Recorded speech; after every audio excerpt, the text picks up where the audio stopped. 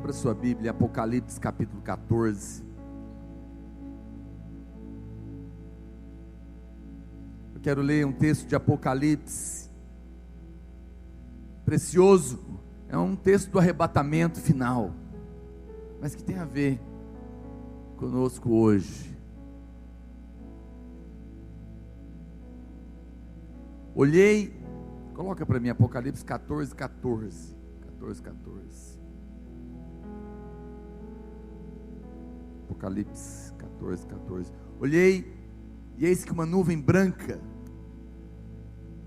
e sentado sobre a nuvem, um semelhante a filho do homem, tendo na cabeça uma coroa de ouro, e na mão uma foice afiada. Outro anjo saiu do santuário, gritando em grande voz para aquele que se achava sentado sobre a nuvem: toma a tua foice e ceifa, pois chegou a hora de ceifar, visto que a seara da terra já está madura. E aquele que estava sentado sobre a nuvem passou a foice sobre a terra, e a terra foi ceifada. Vamos ler ainda Romanos capítulo 13, verso 11.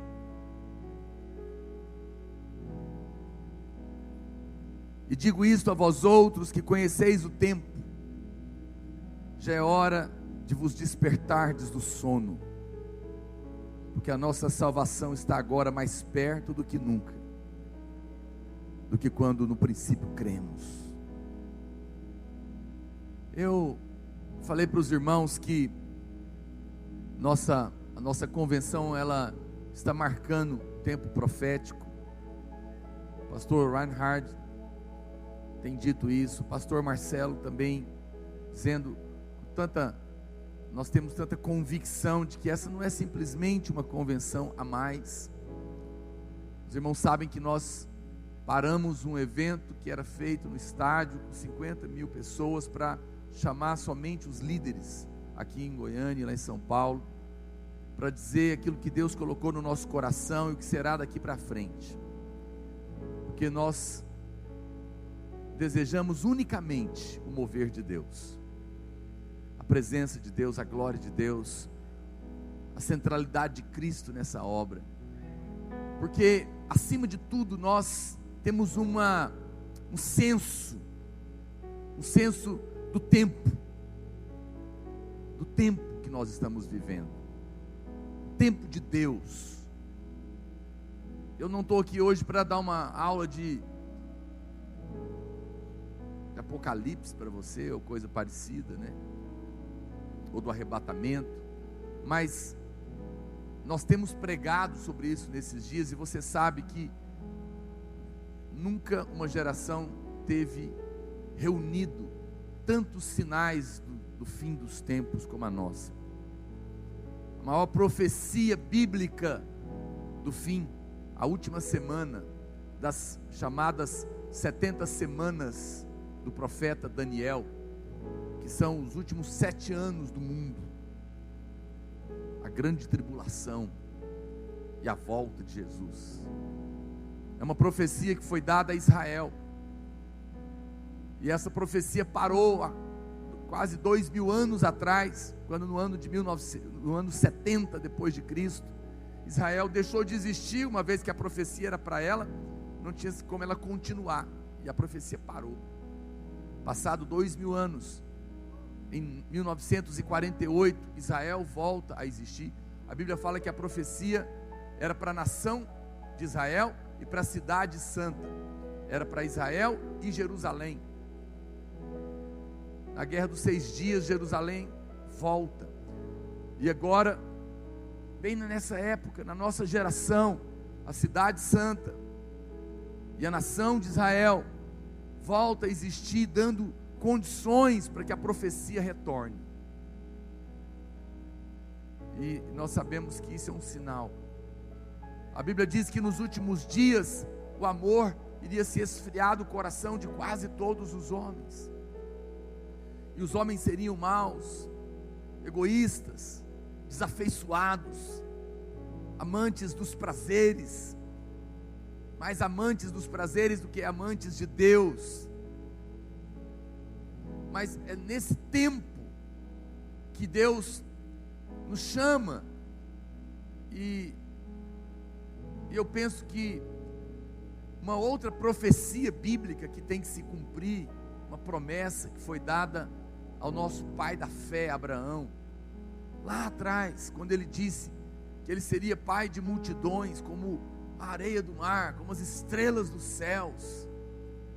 E depois o apóstolo João, arrebatado em Apocalipse, vê uma multidão com palmas nas mãos que não podia se contar, porque ele está vendo o cumprimento da promessa de Deus a Abraão. E agora também, com tudo isso, nós nos encontramos na maior geração de homens vivos que já passou na face da terra, quase 8 bilhões de pessoas. Se você somar todos os homens que já viveram na face da terra e já morreram, se eu não me engano, são coisa de 2 bilhões, mas hoje estão vivos quase 8. Essa é a prova que há uma grande plantação de homens prontos para serem colhidos. Essa colheita está diante de nós. Eu não tenho dúvida que todas essas coisas reúnem, e Deus colocou no nosso coração que a palavra para os próximos 7 anos, e eu acredito que até o fim, e que vai nos levar a ver também a colheita que Ele colocou no nosso coração, de nos próximos 7 anos, ver 500 mil de jovens se converterem no Brasil, através dos radicais livres. A palavra para isso é amor, é o amor, e nós temos falado desde sexta-feira, os estágios do amor, que nasce de dentro para fora, para poder alcançar o propósito. O primeiro e mais profundo nível de avivamento transformador é o amor, é a revelação de que não é a revelação de que eu amo o próximo, não é a revelação de que eu amo a Deus, mas é a revelação de que eu sou amado por Deus. Tudo começa porque Ele me ama, não porque eu o amo, não porque eu amo o próximo. Mas depois nós vimos que uma vez que Ele nos ama de uma maneira tão incrível, apesar das lutas, isso não muda a verdade, é uma decisão de fé naquilo que Deus diz. Eu sou constrangido de tal maneira por esse amor, que não tenho como escapar, e por isso me consagro. E é por isso que a minha vida se torna estragada para qualquer outra coisa no mundo, e se torna uma oferta no altar de Deus. E eu me torno um seguidor do Cordeiro por onde quer que Ele vá, porque estou cativado por esse amor. Mas uma vez que isso acontece, nós chegamos no último estágio do amor, que é agradar o coração daquele que me amou, o qual eu estou tomado de paixão, e agora quero viver para Ele, e quero agradar o coração dEle. E o coração dEle é pelos seus filhos, que Ele ama como nós, mas que ainda não chegaram. Ainda não chegaram. E agora esse amado nos diz: vá buscar os que ainda não chegaram. Qual é a mensagem? Vá dizer que eles têm um pai, e que eu os amo, e tem um plano na vida deles. Quero compartilhar esse último estágio com você. Essa palavra, ora, aparece na Bíblia, falando de tempo, mais de 100 vezes. Eu comecei a olhar todo lugar na Bíblia que falava de hora, quanto tempo, e claramente a gente percebe que tudo tem um tempo determinado de oportunidade e de responsabilidade dentro do mover de Deus.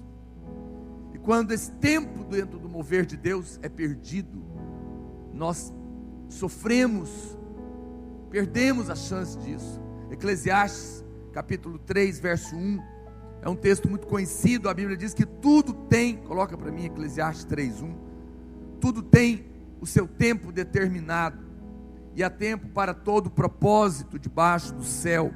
Há tempo de nascer e tempo de morrer, tempo de plantar e tempo de arrancar o que se plantou, tempo de matar e tempo de curar, tempo de derribar e tempo de edificar, tempo de chorar e tempo de rir, tempo de prantear e tempo de saltar de alegria, tempo de espalhar pedras e tempo de ajuntar pedras, tempo de abraçar e tempo de afastar-se de abraçar, tempo de buscar e tempo de perder, tempo de guardar e tempo de deitar fora, tempo de rasgar e tempo de coser, tempo de estar calado e tempo de falar, tempo de amar, tempo de aborrecer, tempos de guerra, tempo de paz.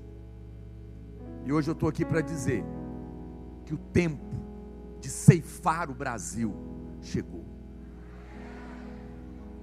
O tempo de ceifar essa nação chegou. A palavra de Deus diz em Lucas ainda, capítulo 19, verso 41. Lucas 19, 41, coloca a Bíblia. Quando eu ia chegando, vendo a cidade, quando ia chegando, Jesus, não é? Vendo a cidade, chorou e dizia: se conheceras por ti mesmo ainda hoje o que é devido à paz, mas isso está agora oculto aos teus olhos, pois sobre ti virão dias em que os teus inimigos te cercarão de trincheiras, e por todos os lados te apertarão o cerco, e te arrasarão, e aos teus filhos dentro de ti, não deixarão em ti pedra sobre pedra, porque não reconheceste a oportunidade da tua visitação. Oportunidade da tua visitação. Essa palavra oportunidade no original é kairos. Kairos significa tempo fixo, definido, tempo em que as coisas são conduzidas à crise, a esperada época decisiva, tempo oportuno, período limitado de tempo, um tempo que traz as coisas e os eventos para esse tempo. Meu Deus, essa é uma definição fantástica do que está acontecendo. Ou seja, a Bíblia está dizendo que o kairos é a oportunidade, é um tempo especial, definido, arranjado, costurado, onde os acontecimentos e os eventos são produzidos ou permitidos para cooperar para o propósito do que quer se alcançar naquele momento. Quem está me entendendo? Veja, é como um casamento, você prepara tudo para aquele momento, não é? Você prepara sua casa, lua de mel, fotos, vestidos, convites, decoração, né? Se você tem temor de Deus e não é crente carnal, você vai orar para ter presença de Deus no seu casamento, que é a coisa mais difícil que existe de achar, mas alguns acham, né? Ter unção no casamento é um negócio que só vencedor, porque realmente quer isso, né? Mas você prepara, é um preparativo de um ano, talvez, não é? Para quê? Para chegar naquele momento, culminar naquele momento, oportunidades.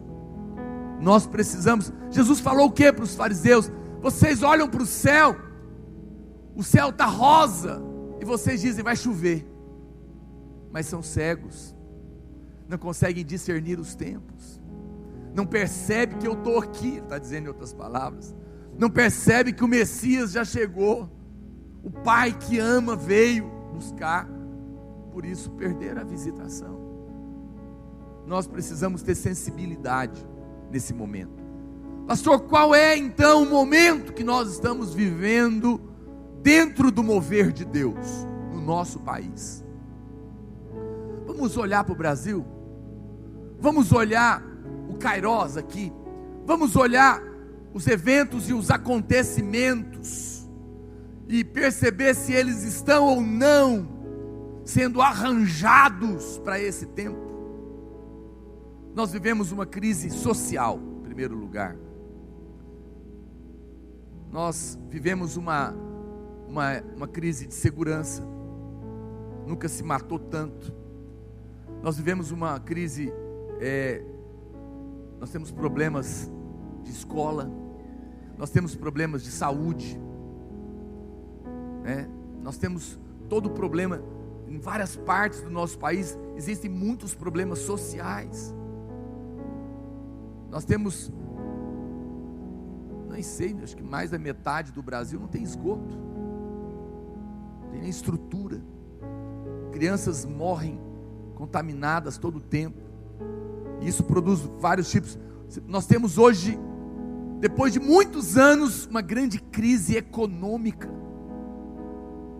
O índice de desemprego na Grande São Paulo, no Sudeste, é enorme. No Nordeste, em outros estados brasileiros, é um problema. Nós temos uma crise institucional, onde, olha para cá, as maiores instituições do nosso país hoje estão em descrédito. É muito sério quando a gente duvida até do Supremo Tribunal Federal. É muito sério quando a gente acha que um juiz do Supremo Tribunal Federal pode estar vendido. Aí o que nós vamos esperar? O Senado, se você não sabe, era para ser o lugar mais nobre da nação, onde deveriam estar os homens mais nobres do país, os estadistas do país, fazendo as leis do país. Mas está tudo, um monte de gente lá, processo nas costas, uma crise de instituições, desacreditado, os políticos, uma lista enorme de gente. Nós temos um processo de impeachment instaurado no nosso país, onde o que vai assumir também está na lista, e o que vem depois dele, que é o presidente da Câmara, também está. É uma crise. Nós temos uma crise moral no nosso país. Moral. A minha irmã trabalha num ministério. Ela ocupa um dos ministérios aqui no Brasil. Ela ocupa um cargo altíssimo. E ela esteve lá trabalhando. Ela disse que ela ficou chocada com o que ela viu nesses dias de votação. Era jatos e jatos chegando em Brasília, políticos com dinheiro, tudo quanto é coisa que você imagina. Uma coisa assim, ela é muito crente, e ela está assim, chocada com tudo que ela estava vendo. Você não faz ideia da corrupção no nosso país, irmãos, aberta. Um dos irmãos nossos, crente, louva a Deus por isso, porque a gente olha para esses juízes e procuradores, promotores públicos de Curitiba, os irmãos são crentes. O ex-presidente acusou eles numa conversa com o prefeito do Rio de Janeiro, que eles acham que são enviados de Deus, nós vamos dar um jeito neles. Eles não acham, não, eles são. Eles são. Ele veio aqui, o Deltan Dallagnol, um deles, ele falou para nós, o cálculo de corrupção no Brasil, por ano, de roubo, chega a 200 bilhões de reais, por ano. Nós vivemos uma crise moral, sem tamanho no Brasil, profundo descrédito, desesperança na nação. As pessoas olham, elas não sabem, se fosse para votar hoje, eu não sei, votar em quem? As pessoas dizem.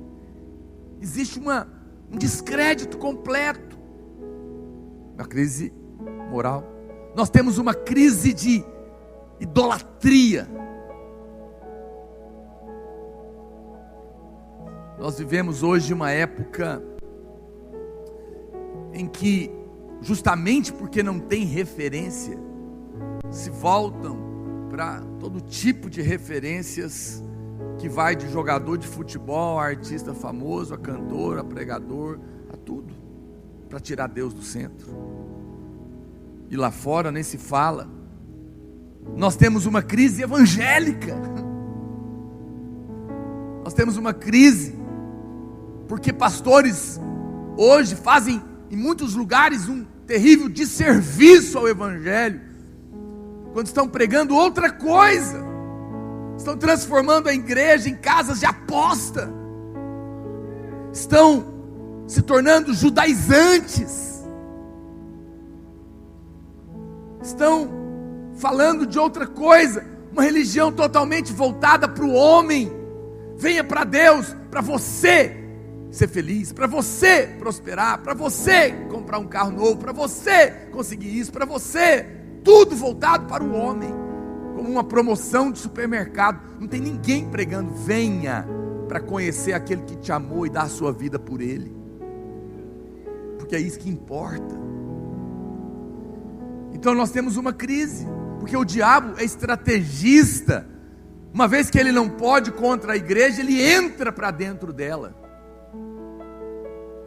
para levar outro evangelho que não tem efeito para mudar. Nós vivemos uma crise de pestes, de dengue, chikungunya, de zika vírus, de H1N1. Irmãos, isso não é brincadeira. Nós já temos milhares de crianças que terão problemas de microcefalia no nosso país, por causa da epidemia. Você não percebe? Agora eu pergunto, olha para cá. Você acha que tudo isso acontecendo ao mesmo tempo é normal? Uma coisa é que isso aconteça esparramado, agora está tudo junto. Talvez porque você é jovem, você não está percebendo com tanta clareza isso, mas isso produz um ambiente, uma situação. Aí alguém fala: é juízo de Deus. Não é não, ainda não é juízo de Deus, ainda é tempo de pregar a graça, ainda é tempo de pregar que há alguém que ama. Imagina que agora eu vou chegar para uma mãe que está com um filho com microcefalia, porque pegou zika vírus, pôr o dedo na testa dela e dizer: isso é juízo de Deus na sua vida. Credo, meu Deus, não é agora não, agora é a época de chegar para ela e falar: querida, apesar do que você está sofrendo, há um Deus que pode curar o seu filho, que pode salvar a sua família. Eu estou te falando porque eu encontrei com Ele, Ele me ama, eu sinto Ele dentro de mim, Ele ama você também, minha amada. Vem aqui, deixa eu orar por você. Essa é a hora, não é hora de juízo, coisa nenhuma. O que está acontecendo aí fora é obra do diabo, que veio para matar, roubar e destruir.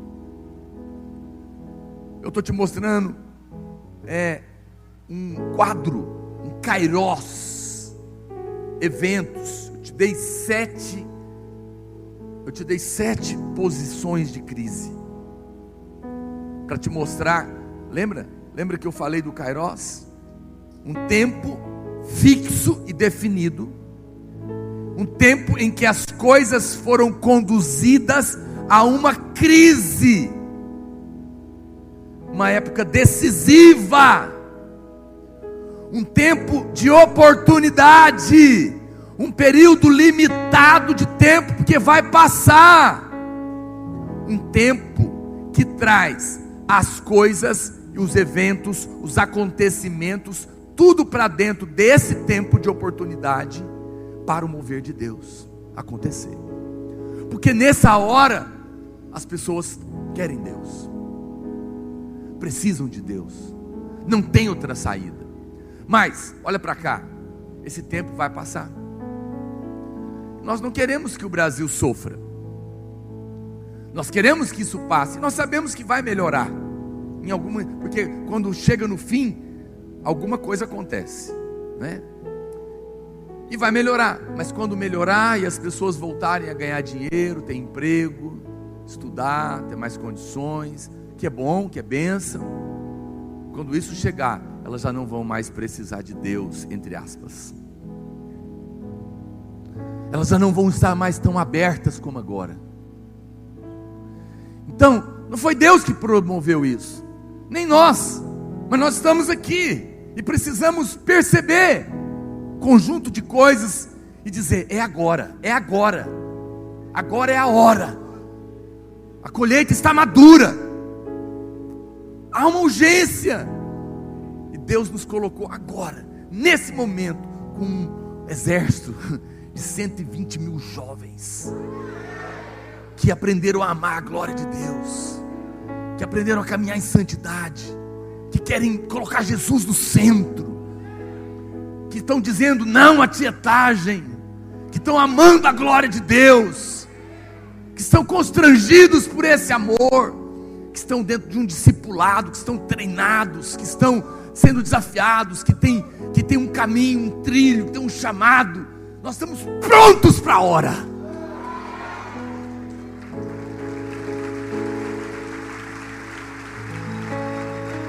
Até aqui, eu digo para você, eu sinto no meu espírito, eu posso dizer assim diz o Senhor, os 14 primeiros anos era treinamento, aleluia, era para essa hora. Perguntaram para o pastor Aloysio, numa entrevista, será que não é perigoso o pastor Naor ficar falando em público esse negócio de 500 mil de jovens em 7 anos, se não acontecer, como é que vai ficar a cara dele? Não sou eu nem estava, quando Deus falou isso no meu coração, e eu acredito que foi Deus, eu nem tinha clareza de tudo que eu estou falando para você, eu apenas disse o que eu senti, e o pastor deu uma resposta muito simples, ele falou, eu vou resumir, ele não disse bem assim, mas o que ele quis dizer, eu percebi claramente naquela hora. Deus falou comigo, porque no dia que eu disse isso, a primeira vez que Deus colocou no meu coração, que nos próximos 7 anos, 500 mil de jovens iriam se converter, o diabo foi o primeiro a falar comigo, olha o que você está falando, você vai se queimar, mas não sou eu que vou salvar ninguém, não sou eu, não fui eu que sonhei isso, como Deus falou ao profeta Reinhard, ele é sonho de Deus. E o pastor Aloysio falou, mas vamos ser honestos, com muito menos esse povo chegou até aqui. Se 300 virou 120 mil, sem clareza das coisas. E agora que nós somos mais de 100 mil, debaixo de uma palavra, de um preparo, de um coração.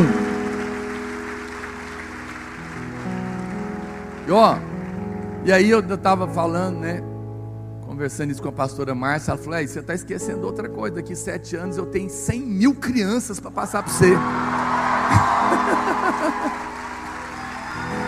Falei, está ficando pouco esse alvo.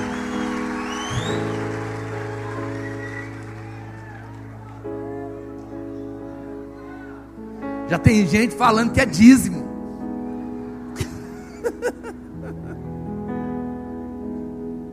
Talvez eu não entendi, né, pastor Francisco? Deve ver que era só o dízimo que Deus estava falando. Eu não duvido de nada. Há uma onda que está correndo sobre nós. Eu não preciso argumentar muito. Olha dentro de você e testifica. Se sou eu que estou dizendo ou se é o Espírito que está dizendo. Eu não tenho receio. Se sou eu, não acontece nada dentro do seu coração. Mas se é Deus, Ele está confirmando aí dentro de você. Eu tenho fé, eu sinto fé, muita fé. É um momento.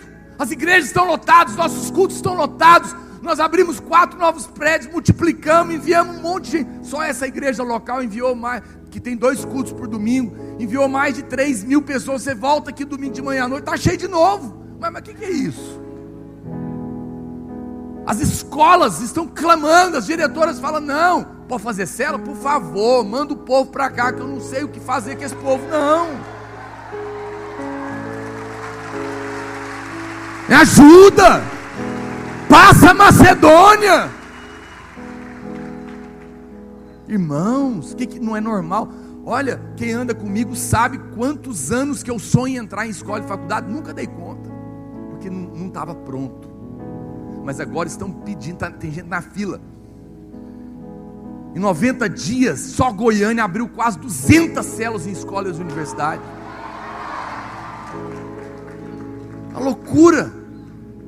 Tem gente, tem um jovem aqui, ele deve estar aí, né, lá do portal, né, Francisco? Só ele está lá com quantas? 17 células numa escola. Chega a reunir 500, olha, não é pastor não. Isso aqui é bênção. Deus está usando. As portas estão abertas, irmãos. Há um momento, as pessoas querem, as pessoas precisam. Essa é a hora. Nós estamos na metade do dia. Quando a noite chegar, não vai dar mais tempo de trabalhar. Precisamos perceber esse senso, perceber as coisas, porque quando as coisas, o tempo passar, as coisas melhorarem, a oportunidade que o Senhor está nos dando no Brasil terá passado. João capítulo 9, verso 4, a Bíblia diz: é necessário que façamos a obra daquele que me enviou. É necessário que façamos as obras daquele que me enviou, enquanto é dia. A noite vem quando ninguém pode trabalhar. Quando a noite chegar no Brasil, nós infelizmente seremos como muitos lugares da Europa, que já é noite. O pastor Reinhard sabe disso. Não é normal o que está acontecendo aqui, não é, pastor? Nossos jovens recentemente estiveram na Europa fazendo holidays, na Inglaterra, foram entregar panfletos de Jesus, pessoas polidas, educadas da Europa, receberam, mas ao pegarem, falou: que isso, menina? Você acredita nisso? Acredita em Jesus? Acredita no céu? Por favor, vai estudar. Por isso que eles ouviram lá. Não, a Bíblia está dizendo. Você acredita em Bíblia? Por favor. Você é do Brasil, né? Você vê, por quê? Porque a noite chegou. A noite chega, a oportunidade passa. A oportunidade passa. A vida é feita de escolhas. Escolhas. Faça escolhas. Faça escolhas. Eu falei para você, pastor Luiz tem uma história, passado dele, ele jamais seria o que ele é se ele não tivesse feito escolhas. Filho de pais separados, o pai dele alcoólatra de cair na sarjeta, morreu cedo, pobre, muito pobre, né, Roberta? A irmã do pastor está aqui, ela sabe disso, ela é da família, sabe da história dele. Os tios dele não davam nada, mas ele fez uma escolha: eu não vou viver aí, eu não vou ficar lambendo ferida. Se converteu cedo, foi buscar a Deus, se interessou pela palavra, deixou o passado para trás, se levantou e está fazendo história. Deus escolheu os que não são. Nisso está a glória de Deus. Por isso que você tem que esquecer você, porque é Deus que vai fazer. Mas Ele vai fazer através de nós. Há um grito dentro de nós hoje.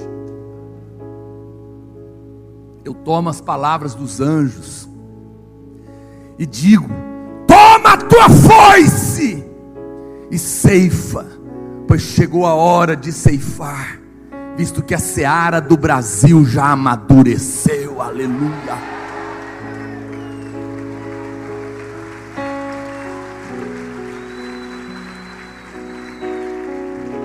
Somos chamados hoje a despertar do sono e ceifar 500 mil de jovens nesse país nos próximos 7 anos. Se nós perdermos esse tempo, a nossa oportunidade de marcar a geração vai passar. Há uma urgência.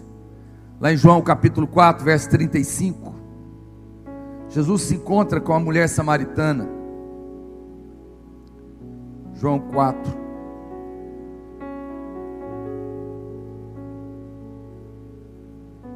capítulo 4, verso 35. A Bíblia diz, ele fala para os discípulos, né? Os irmãos sabem a história, ele está conversando com a mulher, os discípulos foram comprar comida, eles voltam, quando eles voltam, vê ele conversando com a mulher: você não vai comer? Ele fala: não, já comi. A minha obra é fazer a vontade do meu Pai, ou seja, eu estou pregando o Evangelho, já estou satisfeito. Aí ele fala, não, olha o verso 35, não dizeis vós, que ainda há 4 meses para a ceifa, tem muito tempo. Eu, porém, vos digo, erguei os olhos e vede os campos, pois já branquejam para a ceifa. O ceifeiro recebe desde já a recompensa, e em tesouro o seu fruto para a vida eterna, e de Sarte se alegram tanto o semeador como o ceifeiro.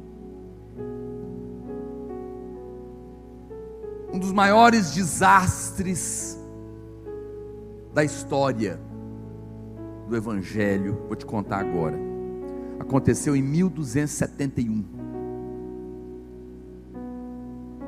Em 1271, 2 homens, chamados Nicolo e Mateu Polo, eles eram o pai e o tio do Marco Polo, explorador, eram crentes.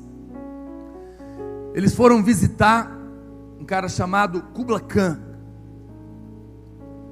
Ele era o imperador do Império Mongol, era um império poderosíssimo. Ele era um dos governantes mundiais daquela época.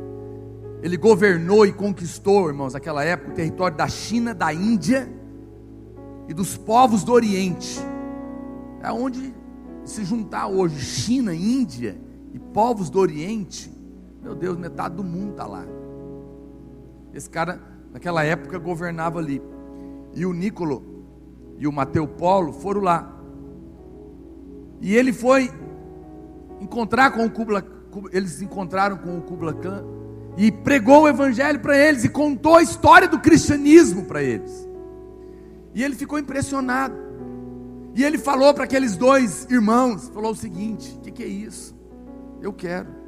Faz o seguinte, volta lá para a sua terra, fala com o sacerdote de vocês e manda uma centena de pregadores para cá. E eu vou me batizar e vou virar cristão, porque eu quero isso. E como eu sou o imperador, todo mundo vai também se converter. Sabe o que aconteceu? Aqueles 2 homens levaram 30 anos para voltar. E quando voltaram, na verdade eles não voltaram, eles não enviaram os 100, as centenas, eles não voltaram. Depois de 30 anos apareceu 2 missionários. E a noite tinha chegado. E eles perderam a oportunidade de hoje ter uma China, uma Índia dobrada aos pés de Jesus. Uma porta foi aberta, meu Deus. Eles perderam a chance. O imperador falou: entra e prega para todo mundo, eu vou batizar, nós vamos virar cristão. Índia, China, Oriente Médio, aquele cara era uma influência. Você consegue imaginar a diferença que teria o mundo, teria feito no mundo, se no século 8 a China tivesse se tornado completamente cristã, se no século 8 a Índia tivesse se tornado cristã, se o extremo Oriente tivesse se curvado a Cristo. Teve uma porta. Às vezes a gente não sabe, às vezes a gente olha e fala: por que Deus deixou chegar no que chegou? Teve uma porta, teve uma oportunidade. Nós temos uma oportunidade no Brasil hoje. Uma porta está aberta. O Brasil está se convertendo. Aqueles homens perderam o Kairos de Deus. Que o Senhor nos livre de perder o nosso. Em João capítulo 4, Jesus está pregando o evangelho para esta mulher, mas os discípulos, eles tinham perdido o senso de urgência. Eles não estavam entendendo que aquela era a hora de agir. Quando Jesus fala para eles: ergue os olhos e veja os campos que já estão brancos. Essa palavra brancos no original é leucos. E ele está dizendo que o trigo, quando fica branco, ele não está maduro. Quando ele está maduro, ele está dourado. Quando ele parte para a cor branca, leucos, ele está perdendo. Ele já está tão maduro que está começando a perder. Está passando a hora de colher. Jesus falou o quê? Vocês estão olhando para os campos e estão achando que ainda falta 4 meses. Mas eu te digo, os campos já estão brancos, eles já passaram do dourado. Eles estão para perder. Eu acho que nessa hora Jesus estava vendo aquela mulher, porque ele tinha pregado para ela, ela foi na cidade. E ela chamou a cidade para vir. Então eu acho que eles estavam olhando para os campos, estavam felizes, estavam felizes de ver a colheita, que estava para eles só madura. Mas Jesus, eu acho que ele estava olhando aquele monte de gente com turbante branco na cabeça, vindo da cidade para se converter. E ele falou: vocês estão olhando para essa colheita natural, estão achando que ainda não é tempo, mas eu estou olhando para outra colheita de homens que estão para se perder. Eles já estão brancos, eles estão passando a hora, e essa é a hora, e vocês estão distraídos com outra coisa. Ele chamou a eles a consciência da urgência.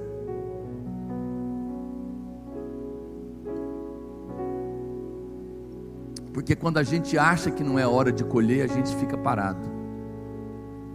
Quem planta, ele tem que esperar a hora de colher. Enquanto não chega, ele está parado.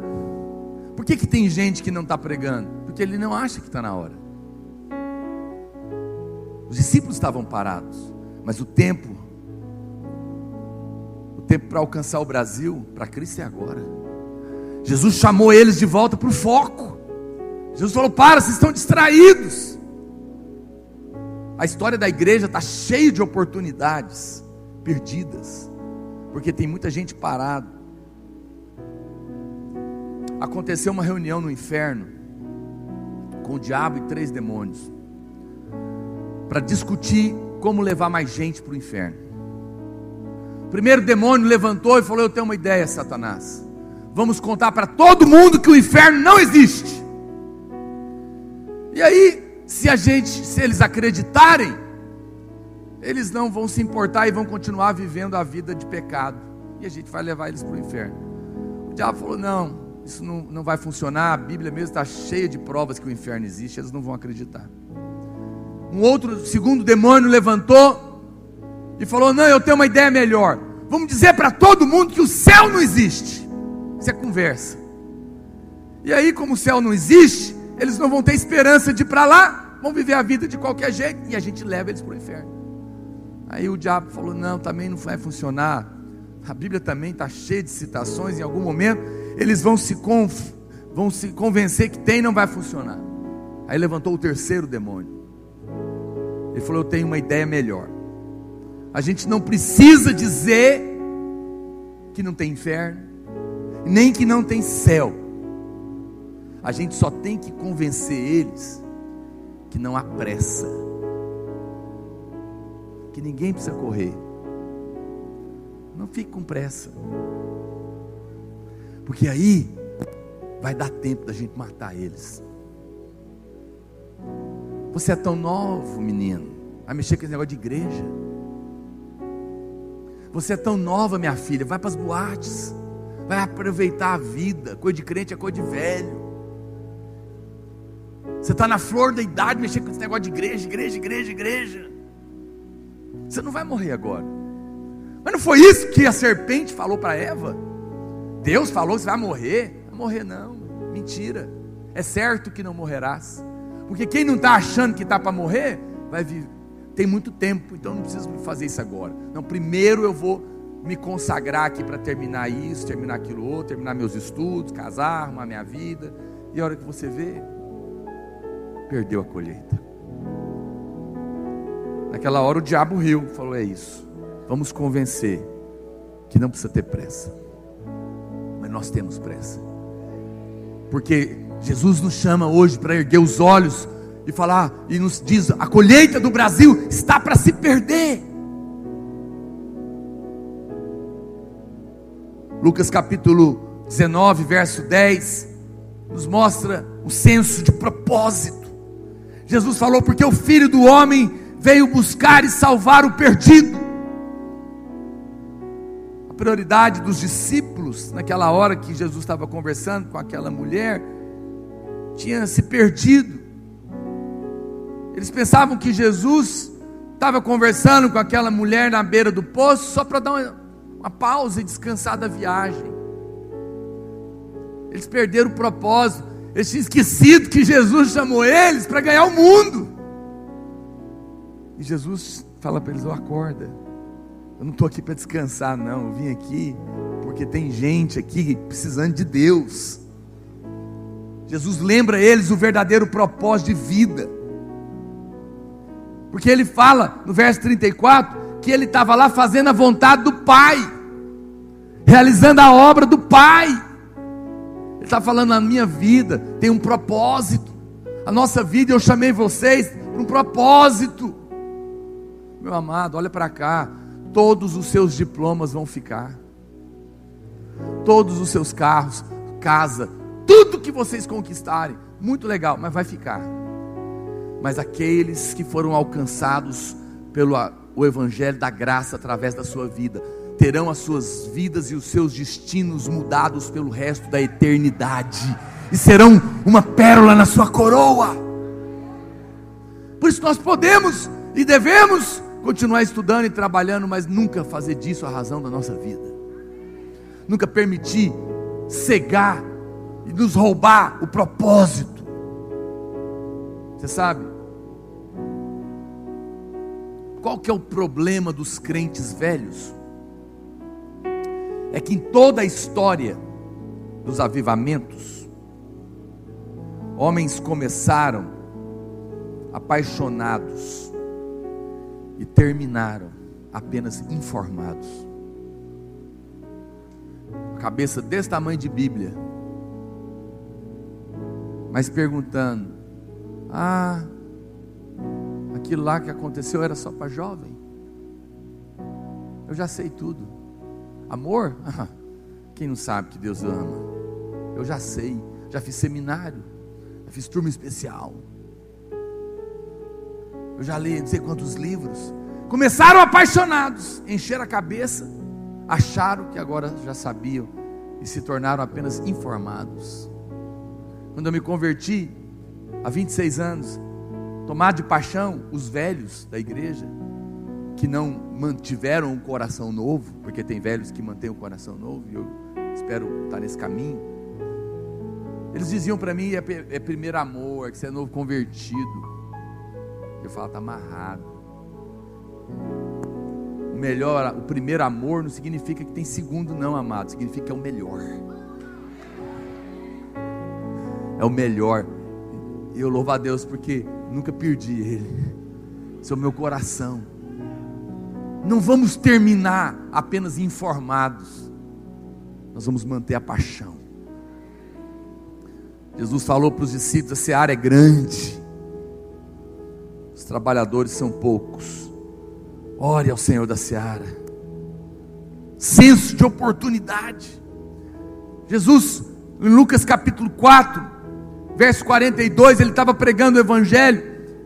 A Bíblia diz: sendo o dia, saiu e foi para um lugar deserto. As multidões o procuravam e foram até junto dele, e instavam para que não os deixasse. O pessoal falou: não, fica aqui, não vai embora não, vamos abrir uma igreja aqui. Aí Jesus falou: ele porém lhes disse: é necessário que eu anuncie o evangelho do reino de Deus também a outras cidades, pois para isso é que eu fui enviado. Jesus foi lá na terra dos samaritanos porque ele viu lá uma oportunidade. Não era só aquela mulher, porque a cidade inteira converteu. Ele percebeu pelo Espírito que a cidade estava madura, por isso ele foi lá. Ele saiu dessa conversa aqui, atravessou o lago e foi para a terra dos Gadarenos, porque tinha um endemoniado lá, que converteu, e depois Jesus enviou ele para pregar para a família dele.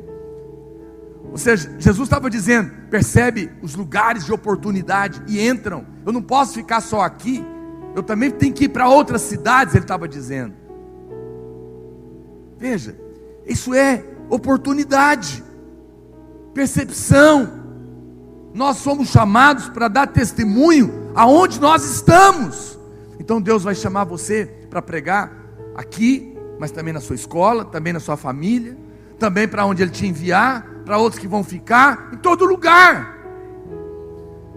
E não só isso, não só o senso de oportunidade para perceber o lugar, para perceber que uma porta enorme nas escolas e universidades estão abertas e entrar por elas, mas também para todo tipo de gente. Jesus pregou para a mulher que tinha 5 maridos, não era dela, pregou para o endemoniado, pregou para o Zaqueu, pregou para político corrupto, pregou para religioso Nicodemos, porque o evangelho não tem raça, não tem cor, não tem classe social, é para pregar para todo mundo que encontrar. Todo homem precisa ouvir. É para aquele que Deus colocar no seu caminho. Eu não me canso de falar: olha para cá, você não mora onde você mora por acaso. Você não nasceu na família que você nasceu por acaso. Você não estuda onde você estuda por acaso. Você não trabalha onde você trabalha por acaso. Foi Deus que arranjou para que você estivesse lá. Você é a resposta de Deus para pessoas perto de você. Você não precisa saber muita coisa não. Você precisa ser só como aquele cego. Eu não entendo muito de Bíblia não, mas uma coisa eu digo: eu era cego e agora eu vejo. Deus me amou e vai amar você também. É suficiente. Senso de utilidade. A graça de Deus não pode se tornar vã em nós. Isso chama senso de utilidade, de ser útil. 1 Coríntios capítulo 15, verso 10. Olha o que a Bíblia diz: mas pela graça de Deus, eu sou o que sou. E a sua graça, que me foi concedida, não se tornou vã. Antes eu trabalhei muito mais do que todos eles.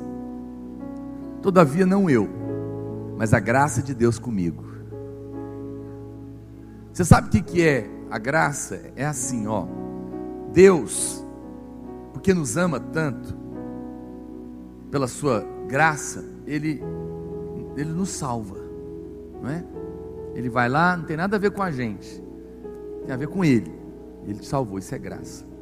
Agora, como Ele te ama, apesar de mim, de você sermos tão incapazes, inqualificáveis, Ele dá um presente para a gente. Ele fala: ó, eu vou chamar você para participar de um projeto impossível para o homem, mudar a história eterna dos outros homens. Só eu posso fazer, mas eu vou te incluir nisso.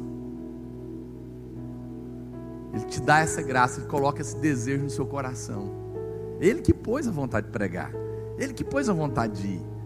Ele deu esse presente para você querer mudar o mundo. Mas aí, quem não entende isso, ele fala: estou na graça, vou ficar à toa. Isso é o derrotado. Quem não entendeu a graça, ele fala: estou na graça, posso pecar. Quem entendeu a graça, ele fala: eu estou na graça, eu não preciso mais estar debaixo do pecado. O derrotado, o cego, ele diz: estou na graça, não preciso fazer mais nada. Quem entendeu, ele fala: meu Deus, eu recebi uma graça, apesar de mim eu posso mudar o mundo, eu vou trabalhar. Mas aí, tem dia que dá preguiça, tem dia que você fala: não vou conseguir. Aí a graça aparece de novo: eu vou te dar motivação, e quando você for, eu vou te dar a graça de ser usado, vou pôr poder na sua vida. Veja, e no fim, ainda vou te dar uma coroa. Eu vou te chamar, eu vou te capacitar, eu vou te incluir numa obra que só Deus pode fazer, eu vou fazer, eu vou te motivar, eu vou te levar, eu vou abrir portas, e quando você for, eu vou fazer, e as pessoas vão fazer, e depois eu ainda vou te recompensar. Ah, por favor. Meu Deus, o que é isso? Agora, Deus chamou a todos que Ele salvou. Isso é graça. Mas em alguns a graça está se tornando vã, está sendo enterrada. Paulo falou: na minha vida não, eu vou viver para agradar o coração do meu Pai, e eu vou pegar essa graça que me coloca na condição de útil apesar de mim. Eu vou traduzir para você. Alguém chegou para mim e falou: pastor, ninguém acredita em mim não, meus pais não acreditam em mim, minha família não acredita em mim, os irmãos não acreditam em mim, como é que Deus vai me usar? Eu falei: meu filho, é você que Deus vai usar, porque Deus ama. Agora eu vou falar uma palavra aqui goiana. Deus ama ganhar corrida de cavalo com cavalo pangaré. Sabe o que é isso? Cavalo sem raça. Cavalo vira-lata, pangarezão, ninguém aposta nele, aí Deus monta nele e ganha corrida. Porque se Deus ganha corrida com o melhor cavalo, todo mundo vai falar: também num cavalo desse. O cara tem PhD, estudou em Harvard, fala 5 línguas, anda sobre as águas. Aí é fácil ganhar o mundo. Mas quando Deus pega um pangaré de Goiás, igual eu e você, aí fala: Deus existe. Deus existe, olha que Ele está usando. Então, se você é pangaré, você é o candidato, porque aí Deus vai ser glorificado. Aí quando o milagre acontecer, você fala: não, ninguém tem dúvida, foi Deus, porque o sujeito lá não tinha jeito.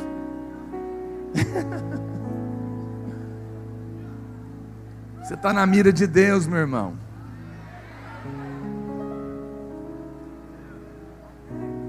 Senso de utilidade. E olha, nunca mais, olha para cá. Por que Paulo falava isso? Eu já estou encerrando. Por que Paulo falava isso?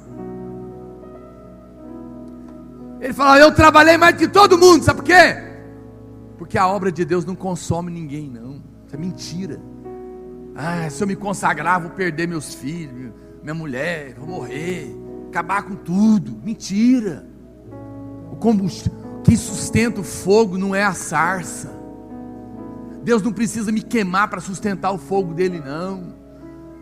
Eu sou só uma sarça, uma árvore torcida, e nisso está a glória de Deus. A Bíblia fala que a sarça queimava e não se consumia, porque tudo é por amor, tudo é pela graça. Todo domingo que eu prego, eu saio aqui, ó, até ali, o diabo vai falando: você vai subir? Você vai pregar? Você sabe da sua vida. Não é que eu estou vivendo em pecado, não, mas ele quer me lembrar que eu não tenho condições. Aí quando chega ali, ó, dou uma olhadinha para trás e falo: o que eu tenho a ver com isso? Foi ele que me chamou. Eu sou filho amado, eu vou subir, e o pau vai quebrar, porque o pangaré entrou para correr, e o vencedor está montado nele.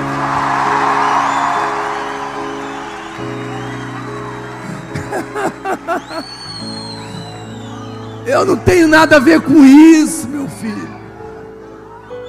Eu abro a boca e ele fala, eu ponho a mão e ele cura, eu abraço e ele salva.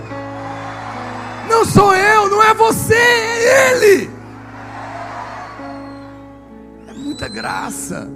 Para de olhar para você, apenas ande com o seu Pai de amor.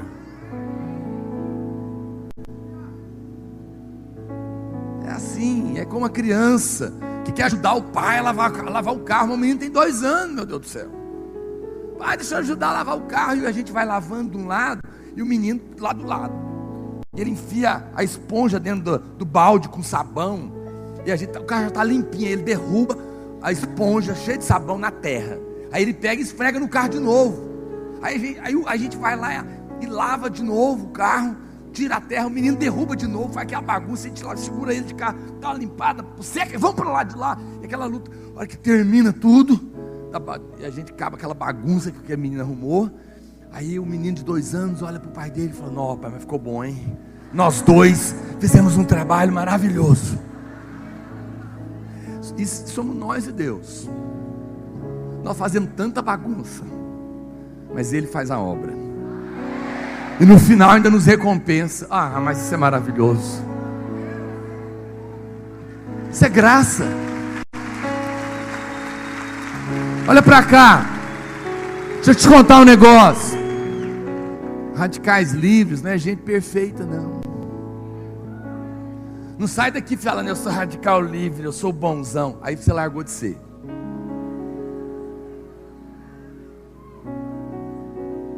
Quando alguém te perguntar: oh, o que é esse negócio de radicais livres aí? Você fala: é pangaré montado por vencedor. Hashtag, ponto falei.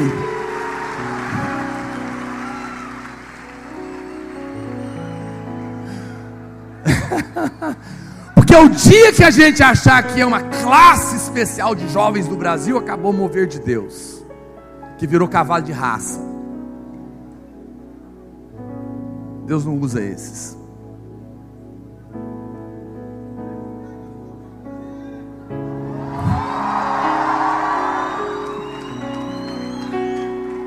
Eu quero dizer para você que João capítulo 4, amém. João capítulo 4, verso 37. Vamos pedir silêncios.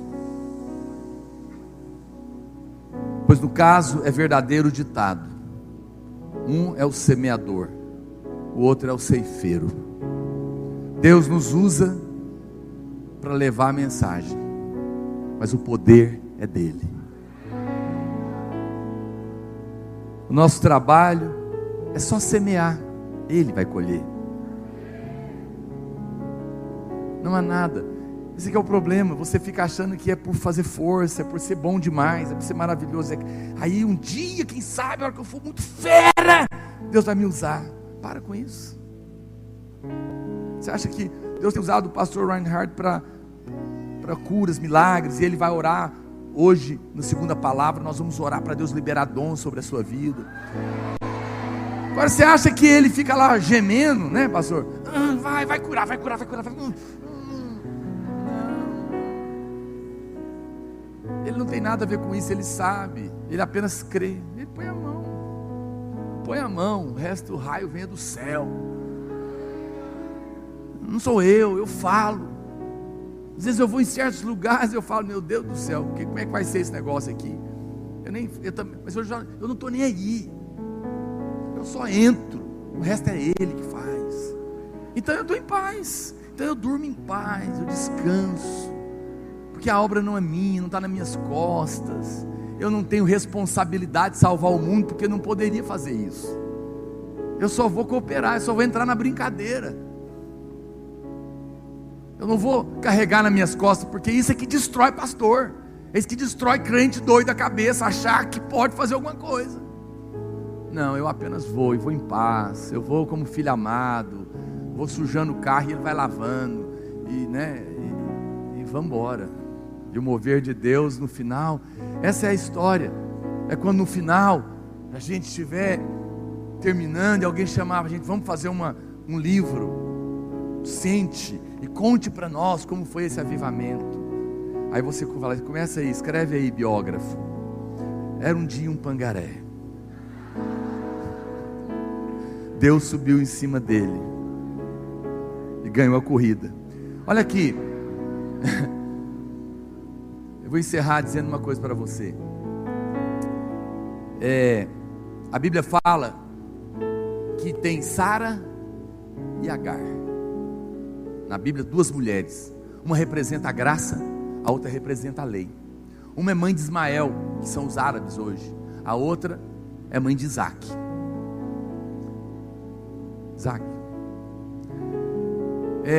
Se você perguntar para Agar, ela sabe explicar como é que Ismael nasceu. Mas Sara, como é que foi? Não sei, eu já era velha, quase 100 anos. O velhinho também, 100 anos também. Eu já nem menstruava mais, não tinha mais vontade de nada, nem tinha jeito, era estéril, velha, gagá, desdentada e estéril. Aí fala, mas como é que foi? Não sei, nasceu. Chego lá um dia, velho assanhado, meu marido, menino nasceu, milagre, não sei explicar. Ismael explica, carne explica, mover de Deus quando terminar. Como é que foi? Qual que é a tática dos radicais livres? Qual é o segredo, pastor Naú? Qual que é a chave? Meu filho, não tem jeito de explicar milagre não. Não se explica como é que ganha corrida de cavalo com pangaré, não. Pangaré ganhou a corrida, qual foi a tática? Sei lá. Milagre. Milagre é milagre. Nós vamos ganhar esse Brasil por pura graça de Deus. Deus nos chamou. E se Deus nos chamou, é porque não tinha ninguém pior do que nós. Ele procurou. Não tem ninguém pior. Não, esse é a turma aí. Então é essa aí que nós vamos.